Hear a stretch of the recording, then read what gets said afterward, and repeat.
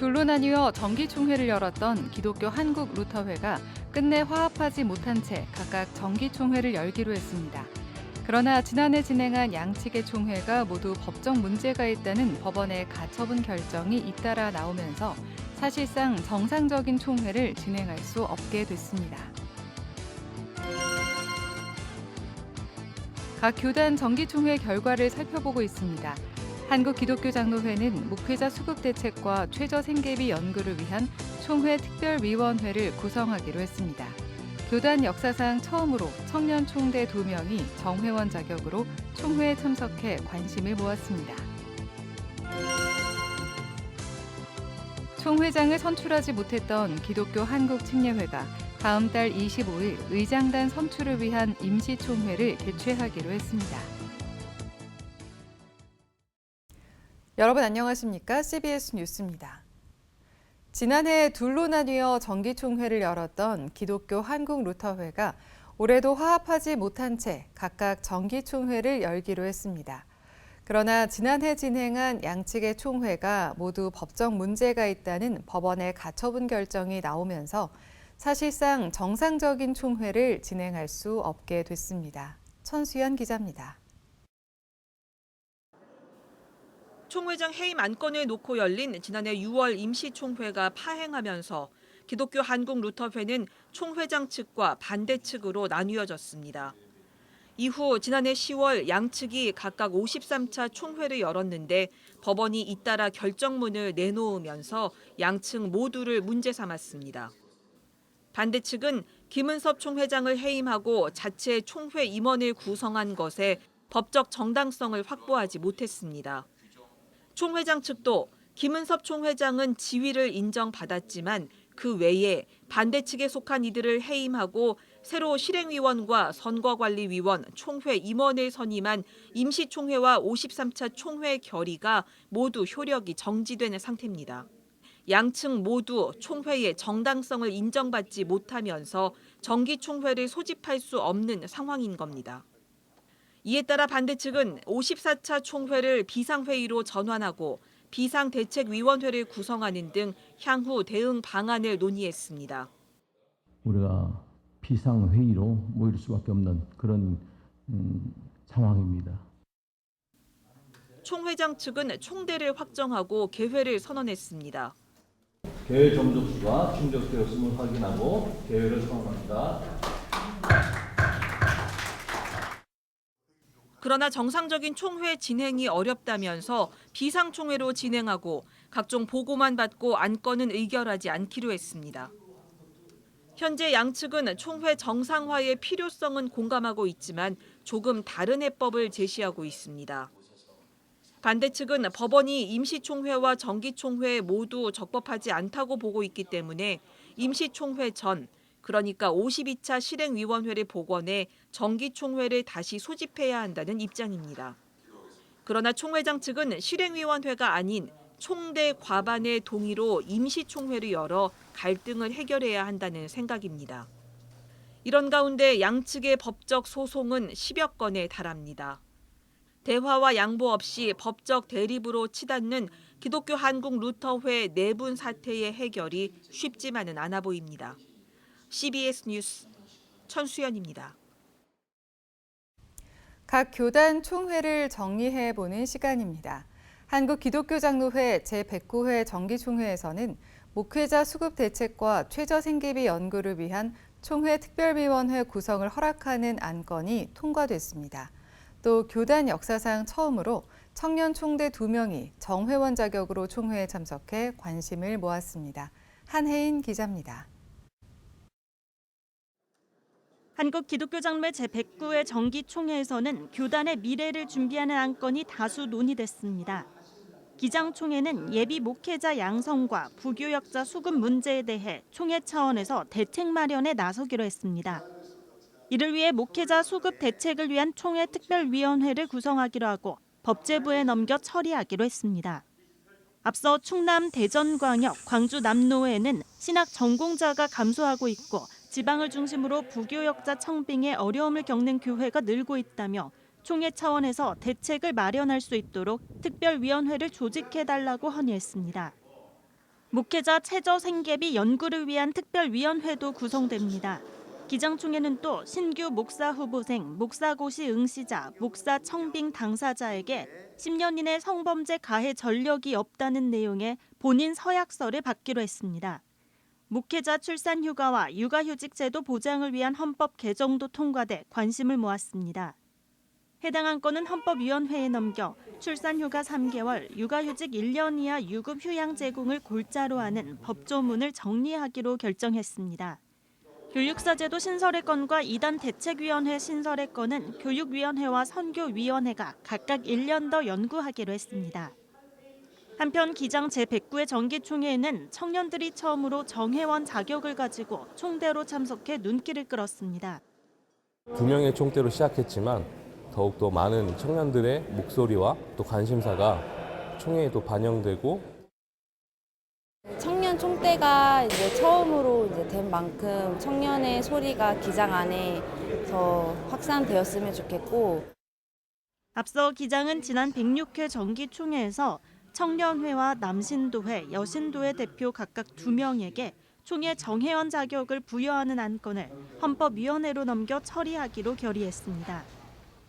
지난해 열린 108회 정기총회에서 이를 위한 헌법 개정이 받아들여졌고 올해 처음으로 청년이 소속된 청년의 전국연합회를 비롯해 남신도의 전국연합회, 여신도의 전국연합회에서 2명씩 모두 6명이 정회원 총대로 참석했습니다.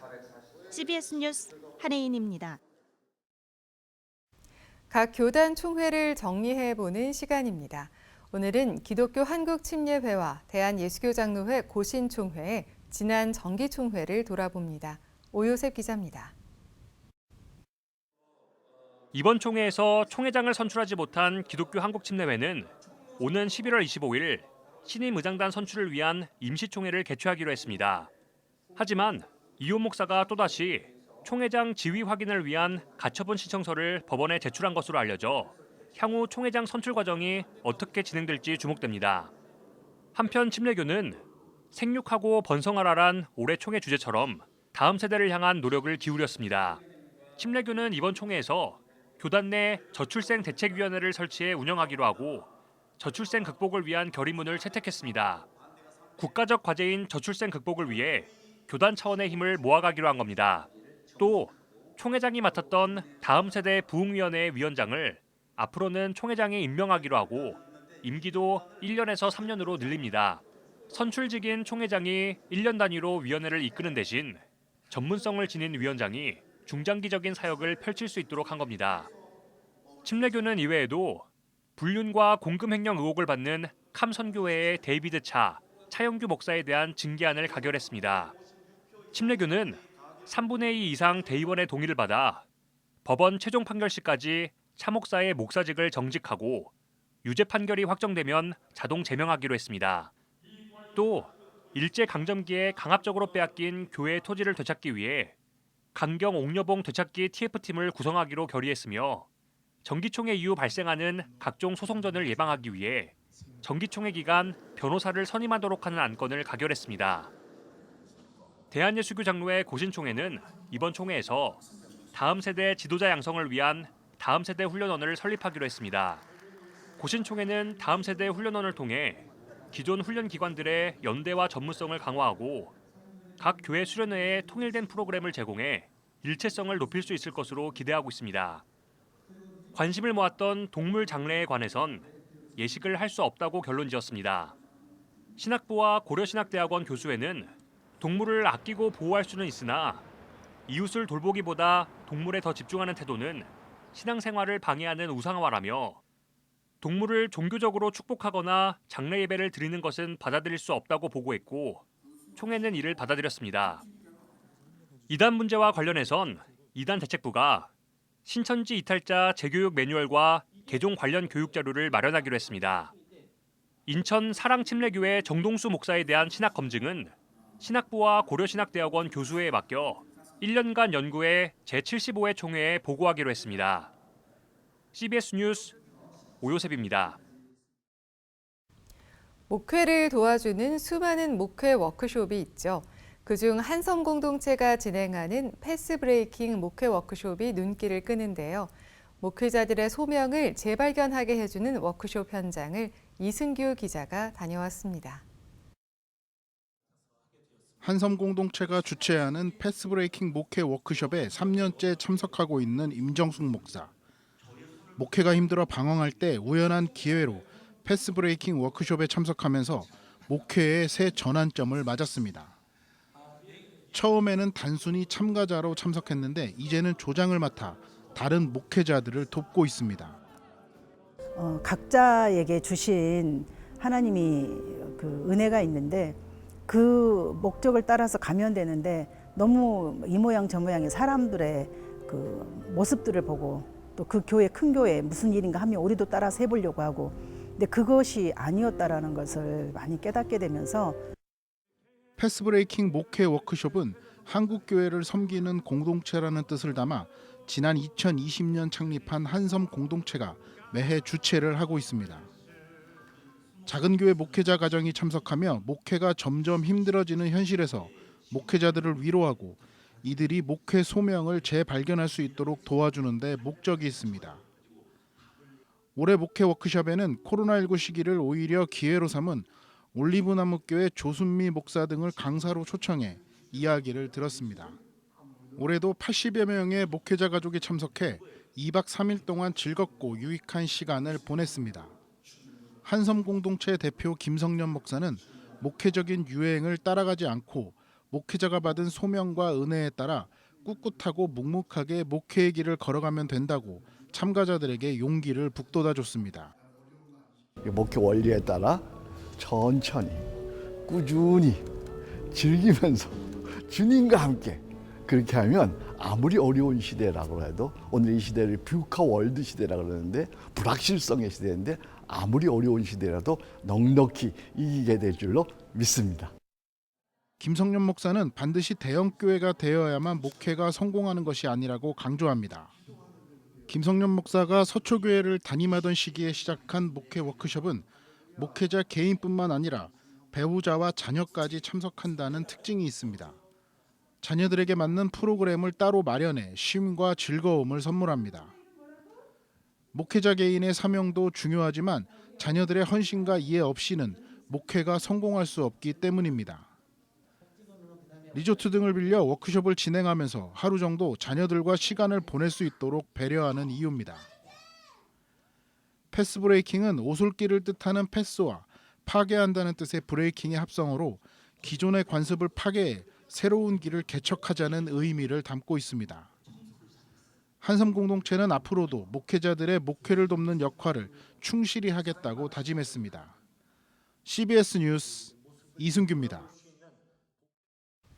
기독교 대한감리회가 오는 30일과 31일 이틀 동안 서울 강남구 논현로 광림교회에서 제36회 총회를 개최합니다. 기감 제36회 총회는 지난해 입법총회에 이어 행정총회로 열리며 각종 회무 처리와 감독회장, 연회감독 이취임식이 열립니다. 기감은 총회 소집 공문에서 지난 총회에 이어 탄소 중립 실천을 위해 에코백과 다회용 컵을 사용하고 승용차 대신 대중교통을 이용해달라고 당부했습니다. 한국교회 주요 교단들이 오는 27일 주일 광화문에서 열리는 악법 저지를 위한 200만 연합 예배에 총회 차원에서 참여하기로 결의한 가운데 기독교 윤리 실천 운동이 이를 비판하고 나섰습니다. 기윤실은 오늘 성명을 내고 10월 27일 광화문 집회는 그 목적과 장소를 고려할 때 예배와 기도회를 빙자한 주일 정치 집회라며 교단 총회가 앞장서 주일에 전국 단위로 교인들을 정치 집회에 동원하는 것은 주일 성수와 온전한 예배의 정신을 훼손하고 교회의 사회 참여에 대한 신학적 기초를 흔드는 어리석은 일이라고 비판했습니다. 이어 성경의 가치를 지키겠다는 조급한 마음으로 공예배와 주일 성수의 가치를 무너뜨리고 성경과 신앙 고백에 기반한 교회의 사회 참여 원칙을 무너뜨렸다며 사람을 많이 모으고 힘을 과시함으로써 문제를 해결하려는 것은 하나님의 방법이 아니라고 강조했습니다. 기윤실은 각 당회는 총회 이번 조속적인 결정이 하나님의 말씀과 교단 헌법에 일치하는지를 판단해야 한다며 일치하지 않는다고 판단할 경우 결정을 따르지 말고 그 이유를 교인들에게 설명해야 한다고 말했습니다. 축구를 통해 전 세계 어린이들에게 꿈과 희망을 심어주는 희망친구 기아 대책의 2024 호프컵이 오는 8일 개막합니다. 기아 대책 호프컵은 전 세계 결연 아동들을 한국으로 초청해 축구 대회와 함께 다양한 경험을 제공하는 행사로 올해 대회엔 에콰도르와 스리랑카, 부르키나파소 등 10개 나라 120명의 아동들이 참가합니다. 명예대회장을 맡은 박문성 해설위원은 어려운 환경에 놓인 어린이들이 가난과 고통을 잊고 마음껏 대회를 즐겼으면 좋겠다며 축구라는 도전과 추억을 통해 향후 지역사회의 기둥이 되는 멋진 어른으로 성장하길 바란다고 말했습니다. 최창남 기아대책 회장은 특별히 대한민국 대표팀은 다문화 가정이 증가하는 현실 속에서 고려인을 중심으로 중앙아시아 출신 아동들로 구성했다며 이들이 우리 사회의 당당한 구성원이라는 자긍심을 갖고 성장할 수 있도록 돕겠다고 밝혔습니다.